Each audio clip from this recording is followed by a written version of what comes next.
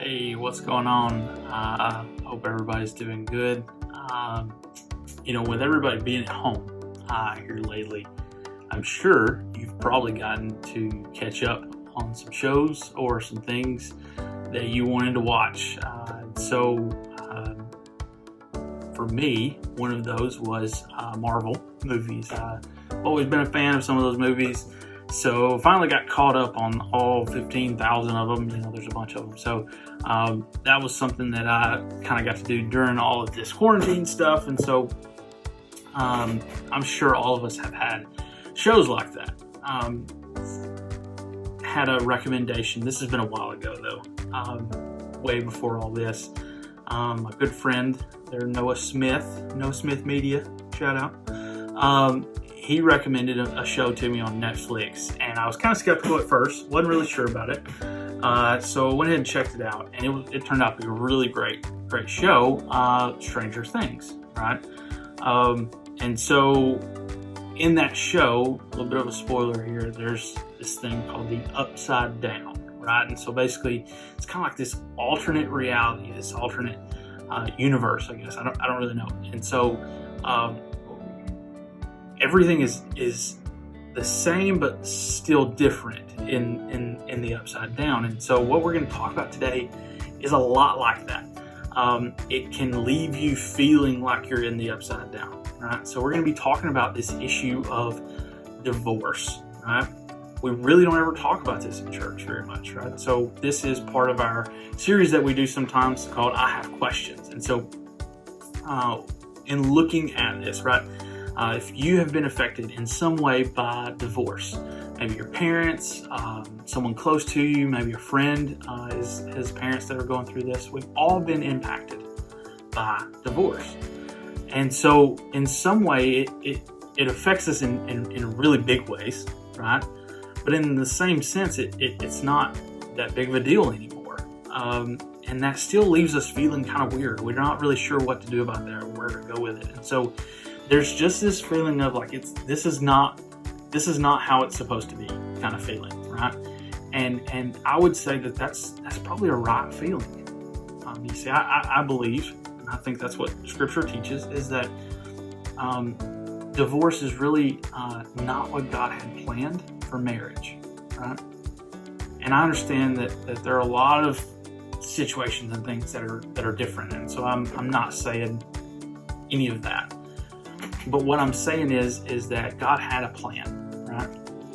And because of sin and entering into the world, it kind of broke everything, right? And so marriage is not immune to that feeling, that brokenness. And so all families experience brokenness in some form or fashion, right? Whether it be through divorce, whether it be through maybe a loss of a parent, through death, or anything like that, right? Brokenness applies to all of us.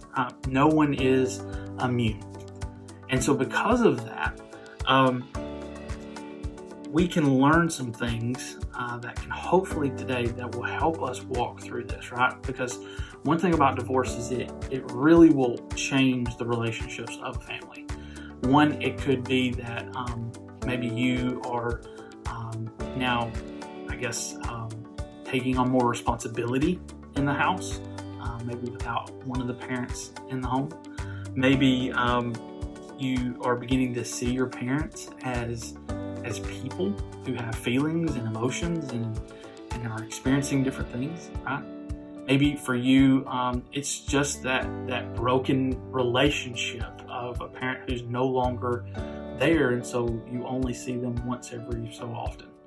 Right? So there's always some major changes that come from a divorce, and so when that happens, we're left asking this question: what do we do? Like, how do we navigate through this difficult time?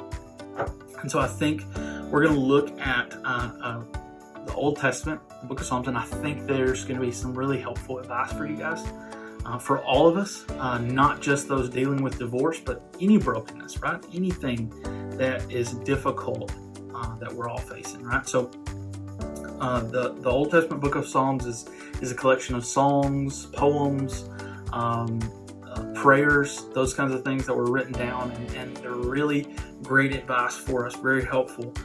So we're going to be looking at Psalms 46. And so in looking in verse 1, it says this. It says, God is our refuge and our strength, an ever-present help in trouble. Right? And so when we read that, one of the things that we can take from this verse is that one is that God cares for us. Right? He provides us with a place to seek safety and shelter. Right? He is our strength. And then it says that He is an ever-present help in trouble. Right? Meaning that God is always with us, 100% of the time. Right? So because we know that, if we look at the next verse, right, it starts out with this word therefore. And when we see that word, it's always implying that because we have prior knowledge, because we know something, this is kind of the result of that, or this is kind of the application, or this is the next step, right? Because we know that God is always there for us, that He cares about us, that He's our refuge and strength. Because we know that, therefore, look what it says in verse 2. Therefore, we will not fear, though the earth give way and the mountains fall into the heart of the sea, though the waters roar and foam and the mountains quake with their surging. Now, there's some really cool word pictures that are displayed here, right? Mountains falling into the heart of the sea, the waters roaring, the earth giving way, and you think about like maybe those things you saw in science class or something, and it's talking about like, you think about like tsunamis and earthquakes and landslides, all of that kind of stuff, right? All that stuff happening. And that's kind of sometimes how our life feels, that everything around us is caving away. The ground is dropping from beneath our feet and we're just falling. And there's nothing to stop us. And so when that happens, when we feel that way, we are reminded that God cares for us, that He loves us, right? And that He is always with us. And because we know that, therefore, we will not fear. You see, I think it's a beautiful picture for us that when we get to this point, that we remind ourselves that we can't let the outside situation affect our inside peace. Right? The peace that we have here can't be affected by the situation around us. Right?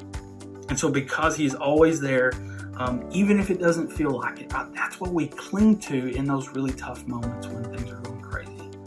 And so if you have maybe been around this divorce issue for a long time, maybe your parents have been divorced for a while, there's some more truth that we can find, and that's in Romans chapter 12, verse 17 and 18. It says this, it says, "Do not repay anyone evil for evil. Be careful to do what is right in the eyes of everyone. If it is possible, as far as it depends on you, live at peace with everyone."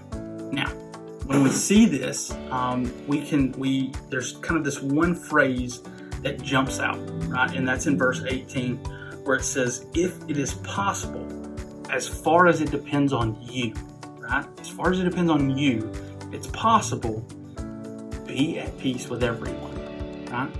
And so what we can take away from that is that we are, and we say this all the time, we can only control those things that we can control, right?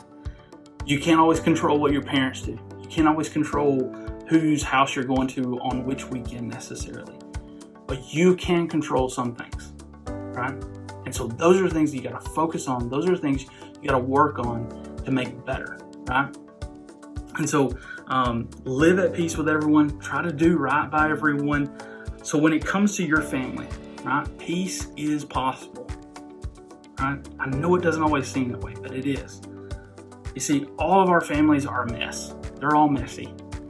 And when that happens, when we acknowledge that, we can then begin to say, okay, well, what is it that I can control? And when I start working on those things, we can help bring peace to our families.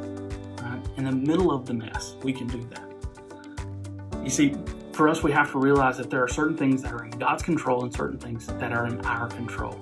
You see, God's in control of the comfort that we find right? If we go to try and find comfort for ourselves, it always ends bad. But God can give us comfort that we can't always find for ourselves. Right? God can give us guidance through a situation because He knows all things. For us, we can control how we honor and respect our parents.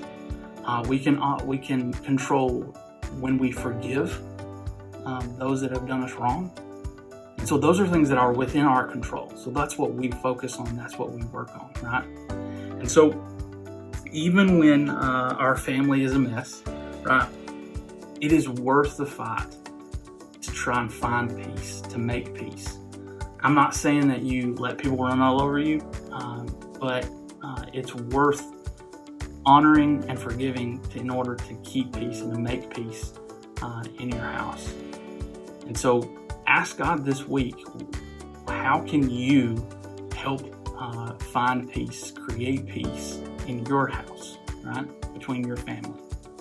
And so I hope this helps you guys. I hope this is something that you guys can use. A couple quick announcements before I jump off here. One is we are starting back on Wednesday nights on June 3rd, okay? June 3rd. Now, it's not going to be like a normal Wednesday night. We're just going to be hanging out outside. The wagon's going to be open, so we'll have some food and snacks and stuff there.